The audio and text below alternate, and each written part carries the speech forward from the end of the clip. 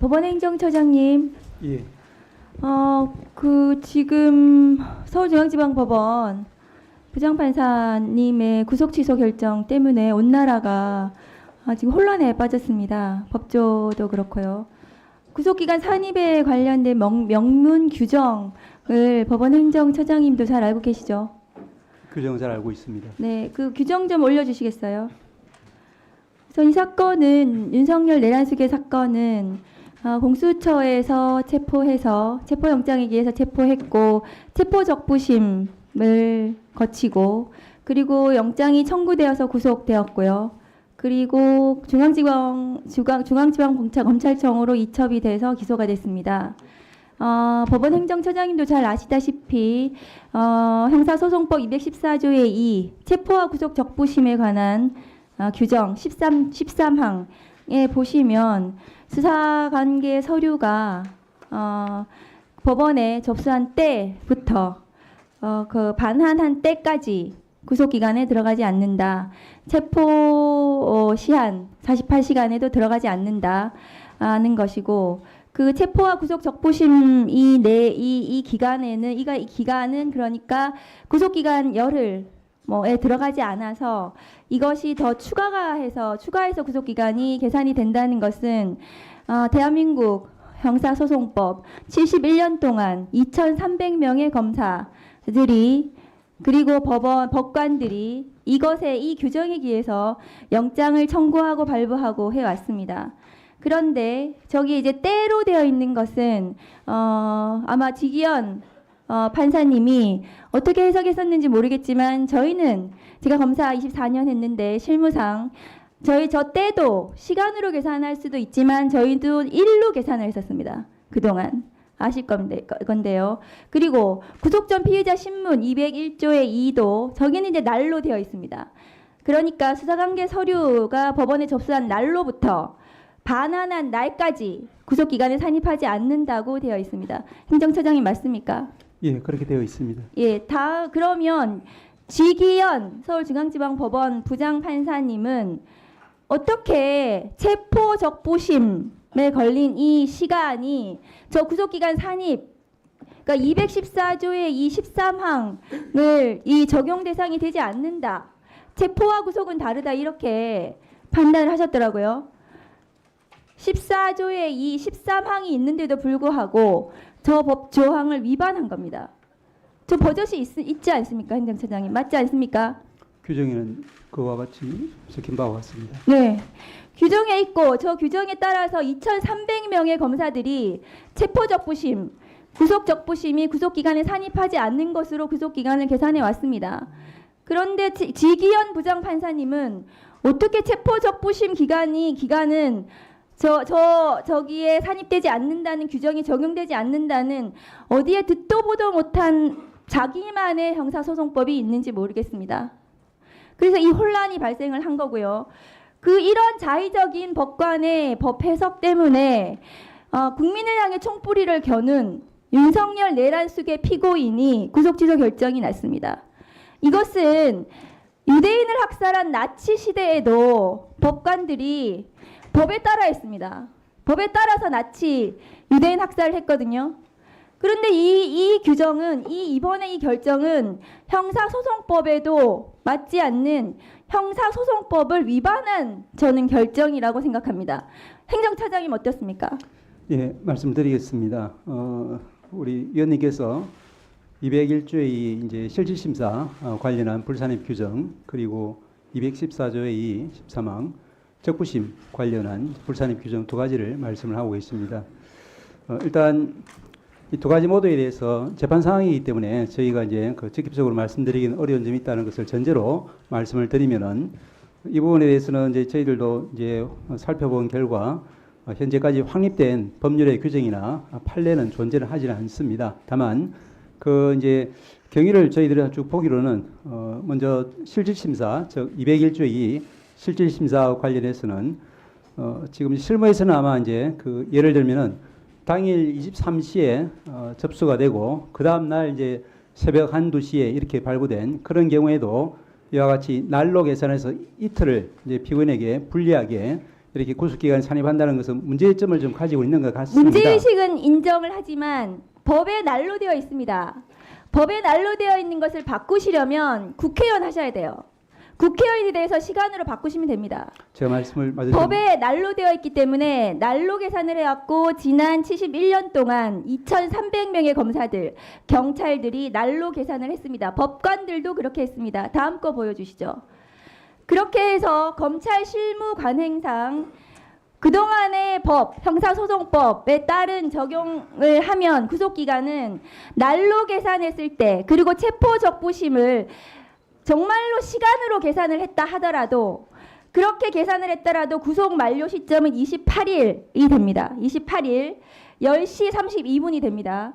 그런데 지기현 부장판사님의 계산에 따라서 계산을 하면 그 밑에 표를 보시면 구속 만기가 체포적부심 기간을 당연히 산입하지 않아야 됩니다. 형사소송법 214조의 이 13항을 적용해야 되기 때문에. 그런데 지기현 부장판사님은 이 214조의 이 13항을 적용하지 않고 체포적부심을 그냥 맘대로 드러냈습니다. 체포적부심 기간을 적용을 해야 하는데도 불구하고 어떤 근거도 없이 저걸 드러내서 자기 맘대로 26일 9시 7분이라고 하고 있습니다. 검찰에서 26일 오후 6시 52분에 기소를 했습니다. 그러면 둘 다 구속적부심, 그러니까 구속전 피의자 신문과 체포적부심 기간을 적용을 하면 이 사건의 구속 만기는 26일 오후 7시 39분이 됩니다.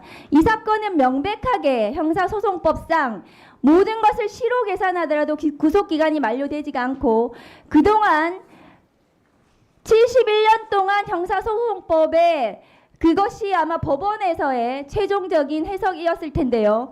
그것에 따라서 기소를 했다 하더라도 28일이기 때문에 구속 취소 결정은 명백히 잘못되었습니다. 예, 저희 위원장님 말씀을 네. 예, 네, 하세요. 예, 조금 전에 이어서 말씀을 드리겠습니다. 저 처장님 예, 포함해서 예, 이것까지 같이 설명해 주세요. 형사소송법 제66조 기간의 계산. 예. 시효와 구속기간의 초일은 시간을 계산하지 아니하고 일일로 산정한다. 요것까지 포함해서 설명해 예. 주세요. 먼저 말씀드린 것처럼 이제 실질심사 기간 불산입 관련해서는 학설에서는 이제 주석서에서는 이제 실무와 같이 실무의 통상의 견해는 이제 우리가 확립된 판례는 없긴 하지만 이제 말씀하신 것처럼 이제 날을 기준으로 하는 경우가 많은 것 같긴 합니다. 주석서에서도 이제 그와 같은 설명은 확인할 수 있습니다. 그렇지만 이제 그와 배치되는 그와 반대되는 이제 학설도 저희들이 찾을 수는 있습니다. 그 이유는 기본적으로 이제 97년도 우리가 피의자 신청주의에 입각한 이제 영장 실질 임의적 실질 심사가 형소법에 도입되었다가 2007년도에 필요적 실질 심사로 바뀌면서 그럼에도 불구하고 97년도에 도입되었던 이제 그 불산입 규정이 그대로 존치되는 것이 이제 좀 위헌적이다라는 그런 학자들의 지적이 있습니다.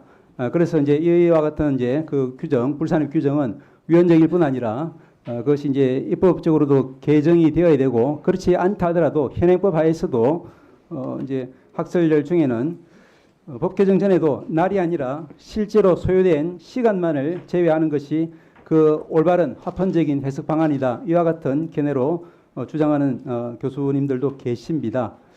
그래서 이제 이 부분에 대해서는 이제 그 현재 판례가 존재하지 않는 상황하에서는 이제 상급심 판단을 통해서 정리될 재판 사항이라는 것이 이제 저희들의 기본적인 사항입니다.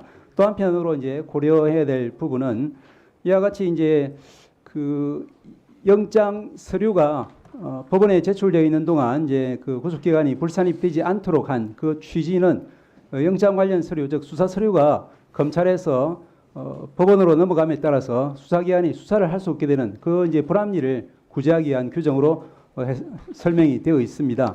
그런데 말씀드린 것처럼 이것이 이제 필요적 실질 심사 도입하에서는 이제 위헌적인 소지가 많다는 지적과 함께 또한 이제 현재 형사전자소송이 도입되면은 이 부분은 반드시 시정되어야 한다. 그런 취지의 결론이 저희들 이제 그 사법정책연구원 발간한 그런 책자에도 나와 있습니다.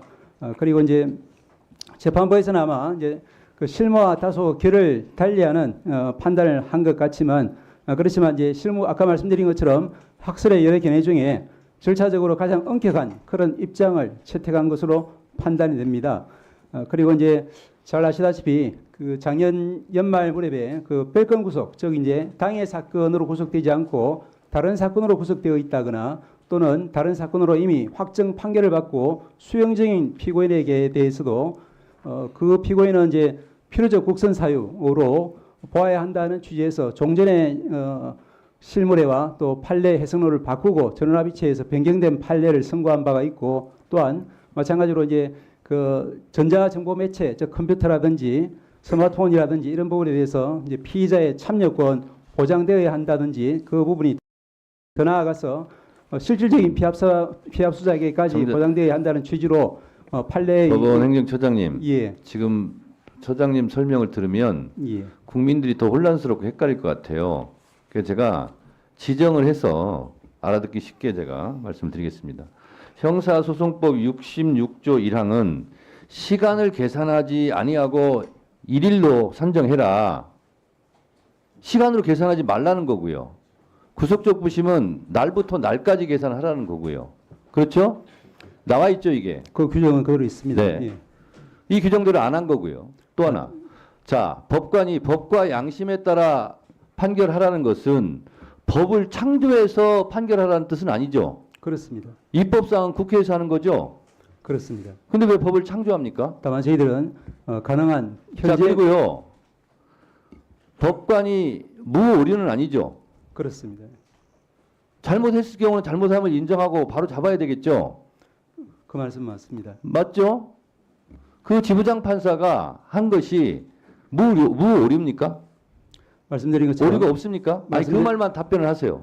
저희들 보기에는 여러 가지 이제 학설의 가능한 이론들 중에서 가장 그리고요. 절차적으로 엄격한 입장을 처장님. 취했다라고 보고 있습니다. 처장님. 예, 그리고 어제 대검에서 뭐라고 그랬냐면 시를 이렇게 계산하니까 너무 혼란스러우니까 날로 계산해라. 대검에 또 이렇게 지침을 일선에 내렸어요. 뭡니까 그러면? 윤석열만 시로 계산해서 석방 탈옥시키고 지금부터는 그거 끝났으니까 이제 날부터 계산해. 대검에서 그렇게 하면 법원에서도 아니 왜 윤석열은 시로 계산했는데 또 왜 이걸 날로 계산하라고 하냐? 라는 말은 왜 법원에서 안 합니까? 말씀드린 것처럼 종전에는 이 부분이 이제 그러면 시로 계산한 게 맞으면 지금까지 날로 계산했던 것이 다 불법이고 또 대검에서 날로 계산해라. 그러면 앞으로 이루어질 것도 다 불법 아닙니까? 법원 그 지부장 판사의 판결에 의하면. 말씀드린 것처럼 이제 그 기존의 저희들 법률의 해석은 가능하면 이제 사회 발전 방향에 따라서 또 인권 보장적인 그런 방향으로 계속 변화해 가고 있는 것 같습니다. 지금 이 이제 결정이 상급심에서 그대로 유지될지 어떨지는 이제 전혀 알 수는 없는 상황이고 판단을 받아봐야 될 상황이라는 데는 저희들도 그러면 동의합니다만 지부장 판사는 상급심의 판결을 받아보라고 했는데 심우정 검찰총장이 그런 즉시 항고를 하지 않고 그러면 법원을 곤란하게 만든 겁니까? 저희들이 알기로는 이제 그 부분은 뭐 검찰의 영역이고 아직까지는 기간이 남아 있는 것으로 알고 있습니다. 저는 아무리 법원이라 할지라도 이 부분은 잘못됐습니다. 바로 잡아야 되겠습니다. 저는 그렇게 말하는 것이 용기가 있는 거지 법관은 무의료라는 식으로 그러면서 계속 알듯 말듯한 이런 모습으로 설명하는 것은 대단히 부적절하다고 생각합니다. 기본적으로 재판 사항이라서 저희들이 말씀드리는데 한계가 있고 또 아까 말씀드린 바와 같은 취지에서 그와 같은 여러 가지 견해 중에 하나를 취한 아니 것으로 형사소송법 66조에 나와 있잖아요. 시로 계산하지 말라고.